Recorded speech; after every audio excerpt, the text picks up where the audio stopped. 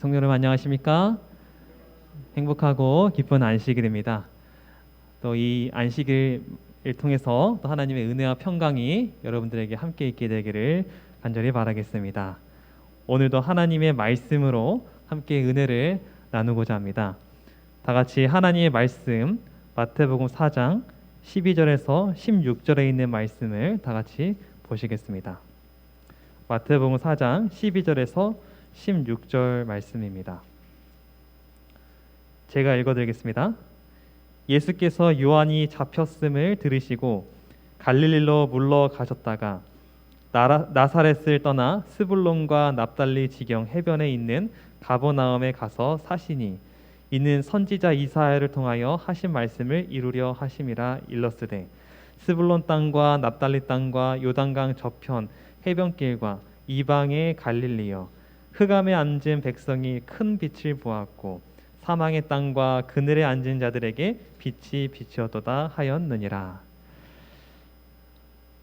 여러분, 제가 대학교 시절에 저희 교회에서 한 번은 어린 아이들을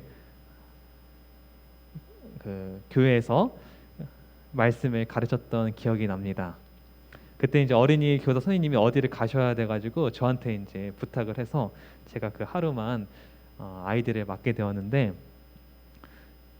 이제 시작하기 전에 제 아이들한테 이제 한 주 동안 감사했던 이야기를 좀 해보라고 했습니다. 그래서 아이들이 돌아가면서 이제 감사했던 이야기들을 하더라고요.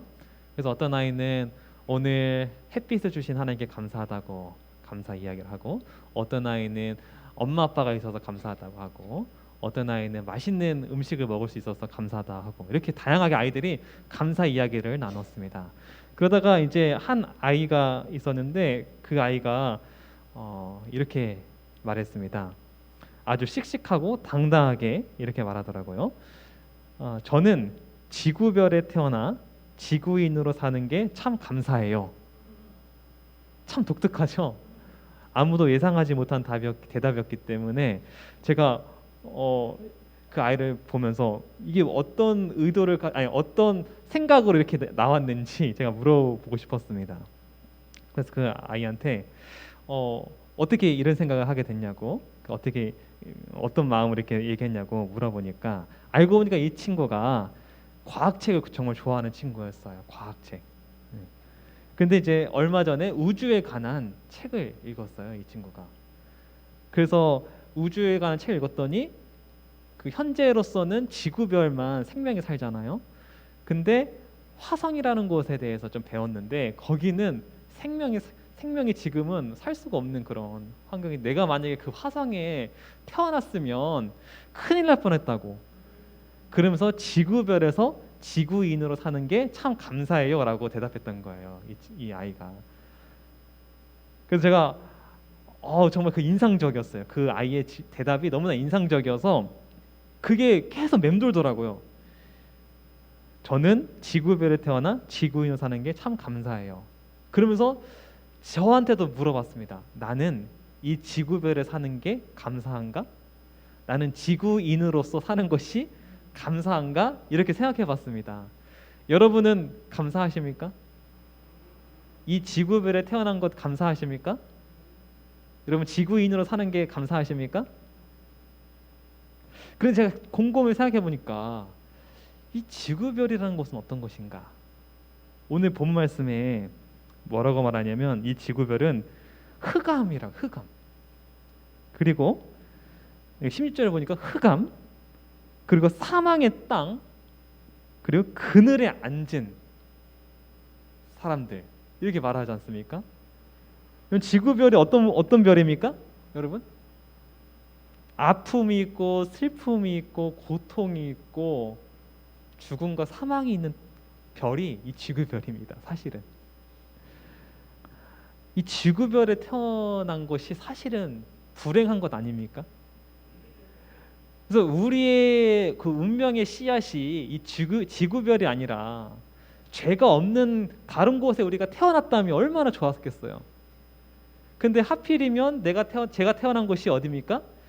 죄가 만연한, 죄가 가득해서 슬픔이 가득하고 걱정과 고민이 있고 아픔과 애통함이 있는, 사망과 죽음이 있는 이 별에 저의 운명이 싹이 튼 거 아니겠습니까? 저의 인생의 싹이. 그러고 보니까 이 지구별에 태어난 지구인들 정말 어렵게 살지 않습니까?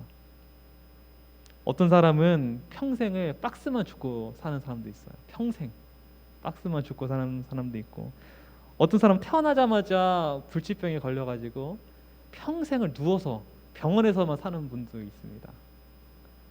또 어떤 분은 빚에 눌려가지고 그 빚을 갚느라고 빚만 갚다가 세월이 다 가서 돌아가시고 이제 떠나는 그런 사람도 있습니다. 여러분, 그런데도 이 지구별에 태어나셔서 지구인을 사는 게 감사하십니까? 이런 상황 가운데 감사할 수 있고 감사하다고 생각하시는 분들은 정말 복이 있습니다.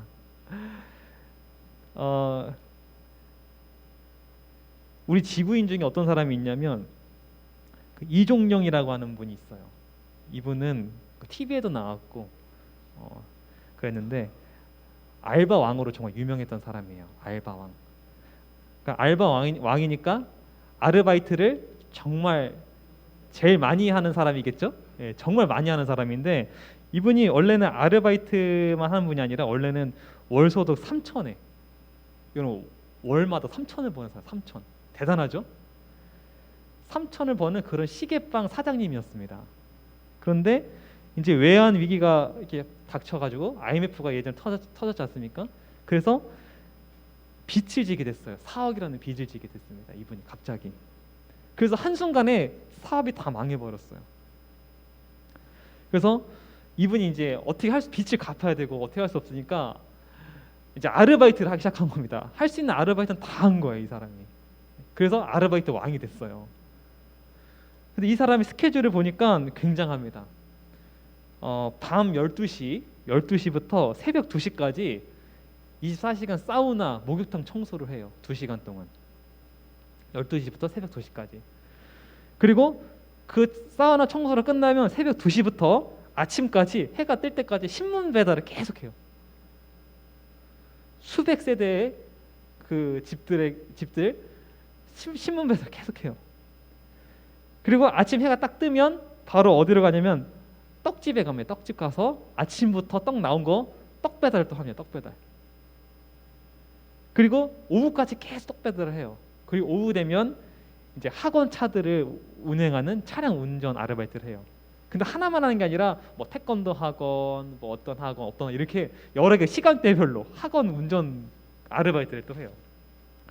그 사이에 짬짬이 나는 시간들 있지 않습니까? 짬짬이 나는 시간들은 길가에 있는 폐지나 피티병에 이런 거 병 모아가지고 또 그런 걸로 또 이렇게 하고. 그래서 하루에 한 끼만 먹어요. 한 끼만 라면으로. 네.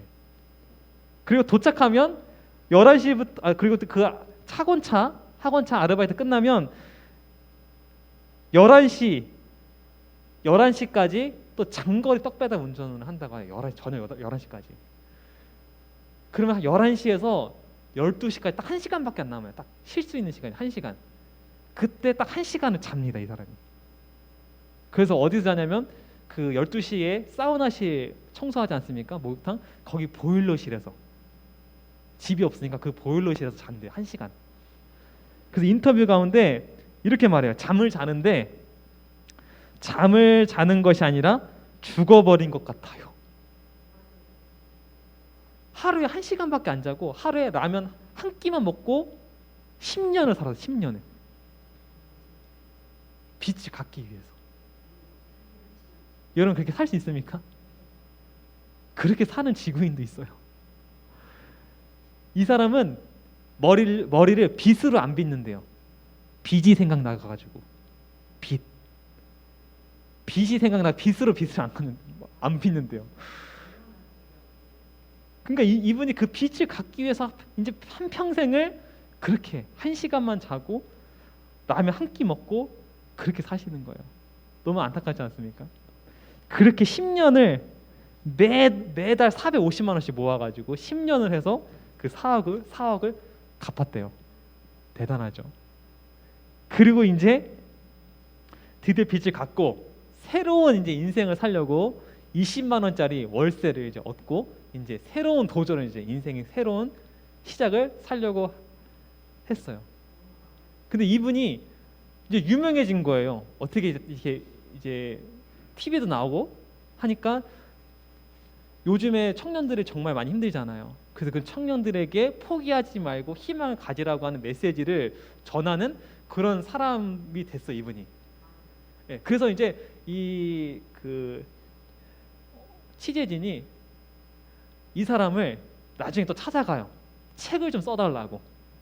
많은 청년들에게 희망과 꿈이 되어달라고 책을 써달라고 이분을 찾아갔는데 이분을 못 만났어요. 이분이 돌아가셨대요. 네, 빚을 다 갚고 몇 년 후에 이분이 대장암으로 돌아가셨어요. 그게 이제 기사가 났더라고요. 참 인생이 얼마나 허무하고 이 지구별을 사는 것이 참 얼마나 고통스럽고 그런지 알 수 있는 한 모습인 것 같습니다. 그래서 어떤 지구인은 한평생 빚만 갚다가 세상을 떠나는 겁니다. 그래서 성경은 정말 과장하지 않고 과장하지 않아요. 이 땅을 어둠의 땅, 사망의 땅, 그늘진 땅이라고 말하는 것입니다.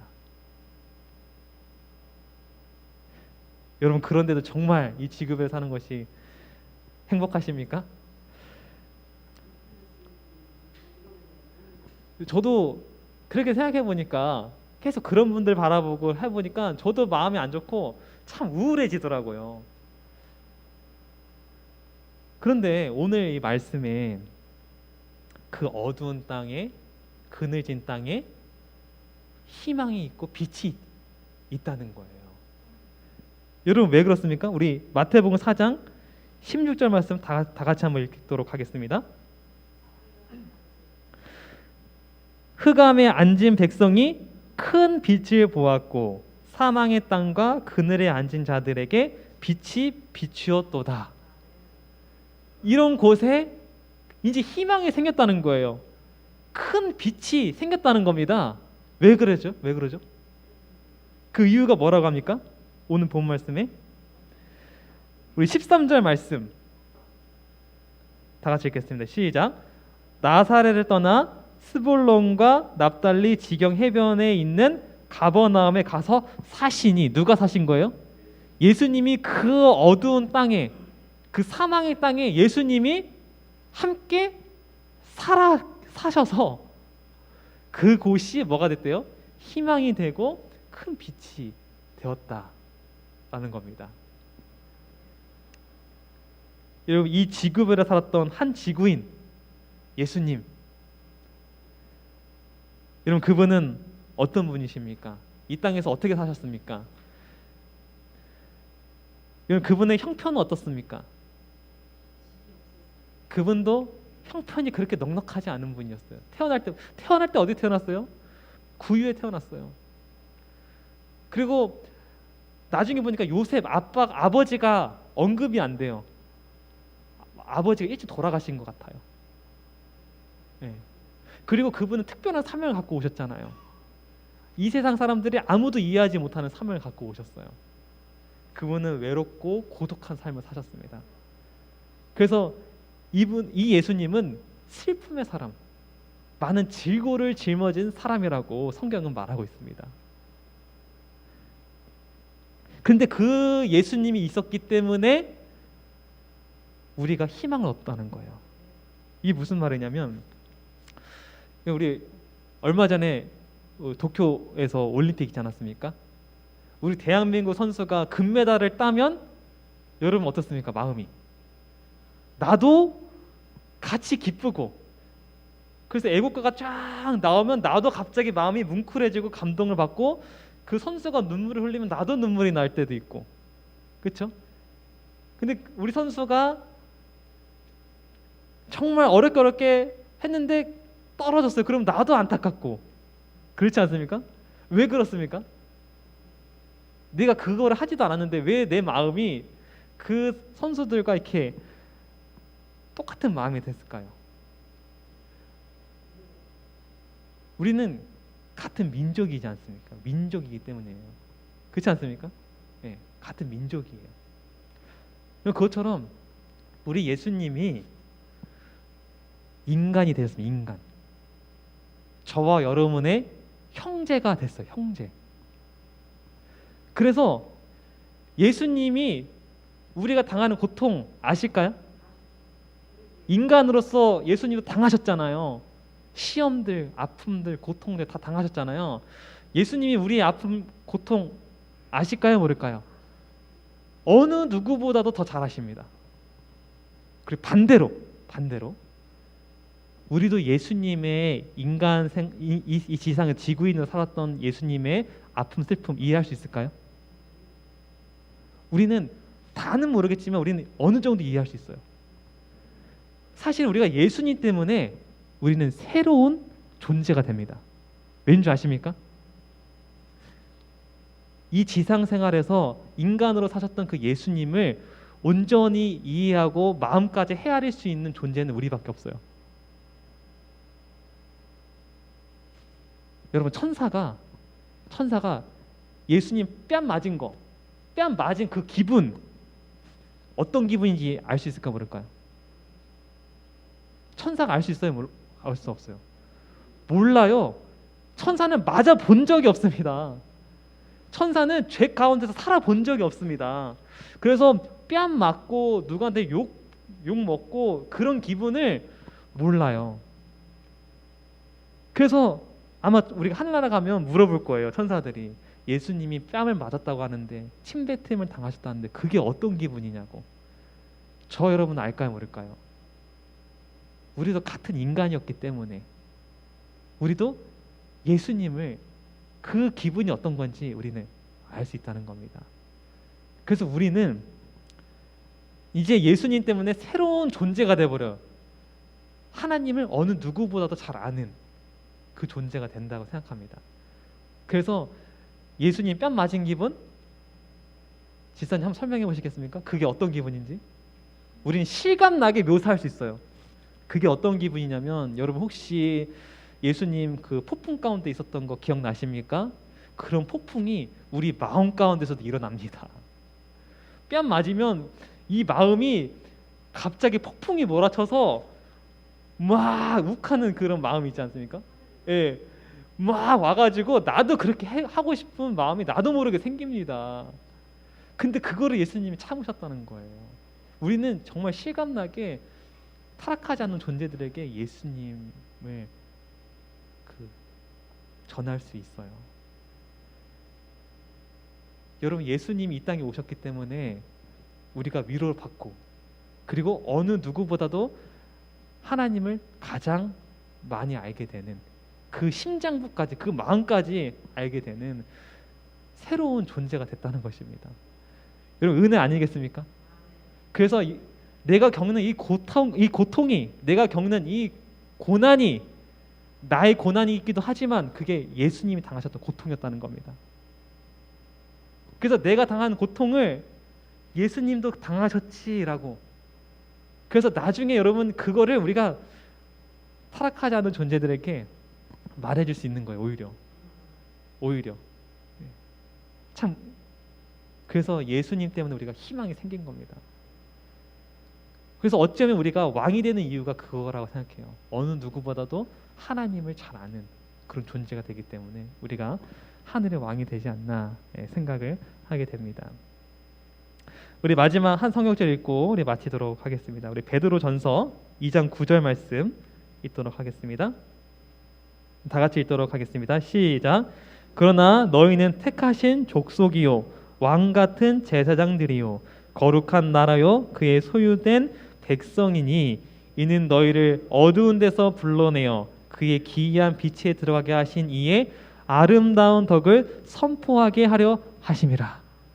여러분 우리는 이 땅에서 사셨던 그 예수 그리스도 슬픔의 사람 많은 즐거움을 아는 그 예수 그리스도를 그 아름다운 모습을 전할 우리가 사명을 갖고 있습니다. 우리는 이 땅에서 그 아름다운 예수님을 전할 것입니다. 그런데 우리는 이 땅에서만 전하지 않아요. 우린 저 하늘에서 타락하지 않는 존재들에게까지도 우리는 그 아름다우신 예수님을 전하게 될 것입니다. 여러분, 왕 같은 제사장이라는 거 여러분 꼭 기억하시고, 비록 이 땅에서는 우리가 무명인 같고 아무것도 아닌 것처럼 보이지만 우리는 훗날에 저와 여러분들은 왕 같은 제사장이에요. 예수님을 전할 사람들입니다. 왜냐하면 어느 누구보다도 예수님의 마음을 잘 아는 존재가 되기 때문입니다. 우리가 나중에 더 타락하지 않는 존재들에게까지 예수님의 그 아름다우심을 전할 수 있는 저와 여러분 되기를 바라면서 오늘 말씀 마치도록 하겠습니다.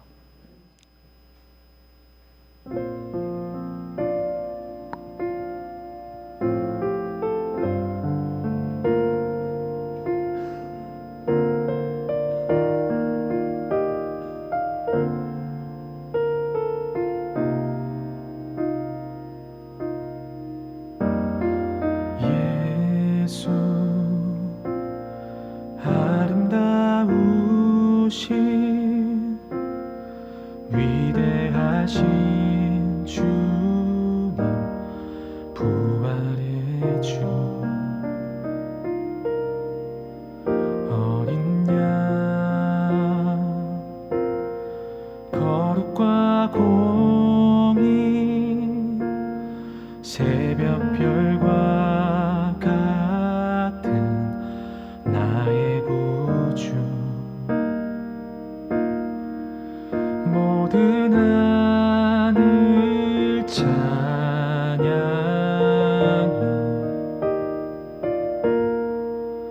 모든 만물이 주 경배해 아름답고 놀라우신 모든 이름보다 높은 이름 아름답고 놀라우신 주의 이름 높으신 그 이름 예수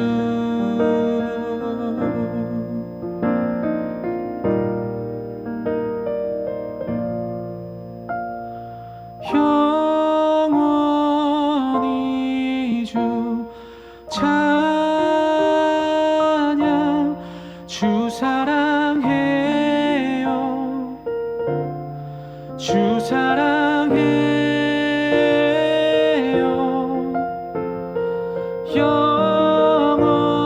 영원히 주 찬양 주 사랑해요 주 사랑해요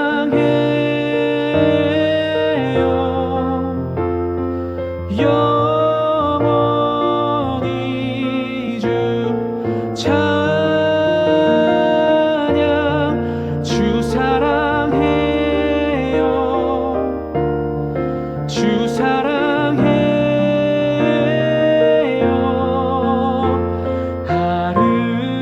아름답고 놀라우신 모든 이름보다 높은 이름 아름답고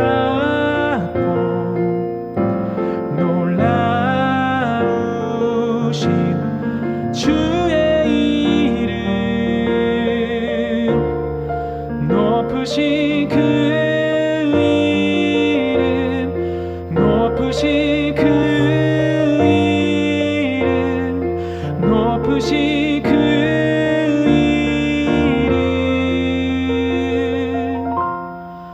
예수